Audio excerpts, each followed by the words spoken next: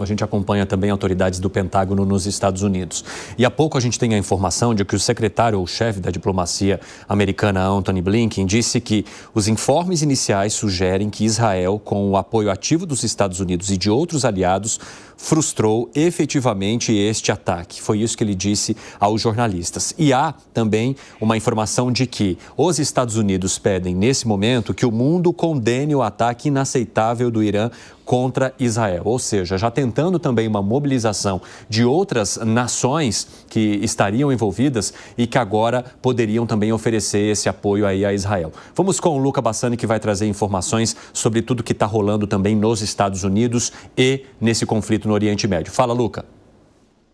Pois é, Cine, boa tarde a você, a todos que nos acompanham aqui. Nós vemos que os Estados Unidos, eles têm monitorado toda essa situação de Israel de maneira super detalhada, por conta também de algumas bases militares americanas serem alvos potencialmente de ataques de outras proxies do Irã, principalmente no Iraque e na Síria, como já foram no passado. É importante te dizer que até agora, em uma ação coordenada de defesa dos americanos e dos israelenses, cerca de 180 mísseis iranianos lançados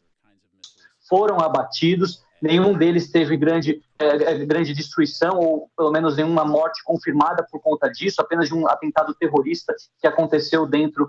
da cidade de Tel Aviv, na região de Yafo, ao mesmo tempo em que os americanos disseram que vão sim defender Israel caso o Irã continue com esses ataques, ressaltando que não querem uma escalada do conflito porque sabem de como isso poderia ser desastroso do aspecto humanitário, exemplo de tudo que já aconteceu na faixa de Gaza durante esse último ano, e também do aspecto econômico. Vemos até agora que o petróleo já subiu 5% em todo o mundo, a própria Petrobras teve uma alta de 4%, isso mostra que um conflito envolvendo o Irã na região,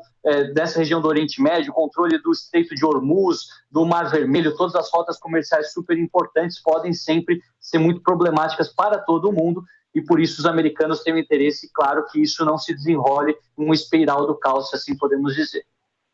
Fala, Piperno. Luca, boa tarde.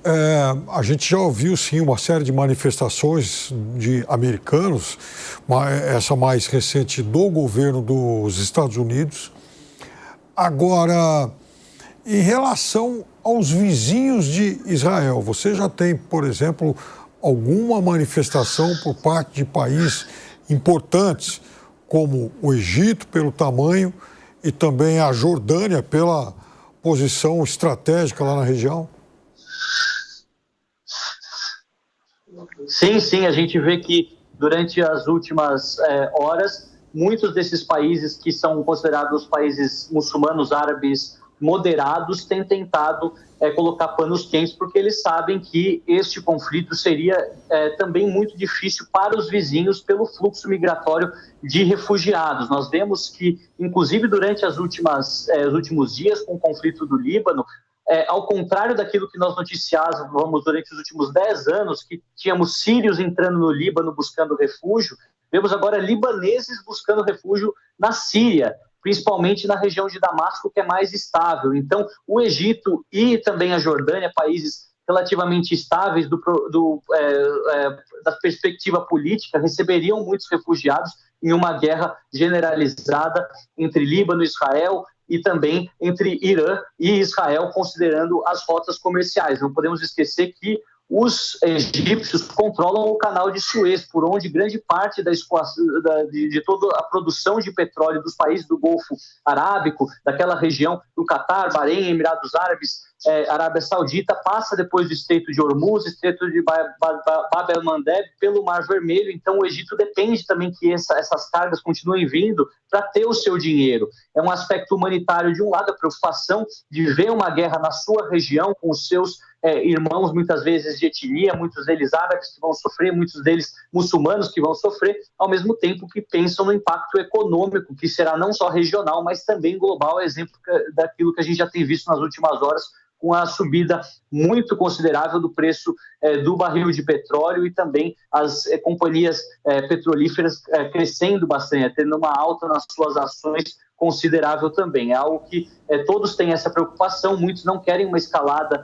do conflito, apesar do fato do Irã estar atacando diretamente Israel já representar uma escalada natural deste conflito, não podemos esquecer que no mês de abril houve também um ataque dessa proporção, cerca de 300 drones e foguetes e outros mísseis lançados desde o Irã até Israel, mas naquele momento aquela ação coordenada de defesa entre Estados Unidos, Israel, Reino Unido, França, até mesmo com a ajuda da Jordânia e a Arábia Saudita,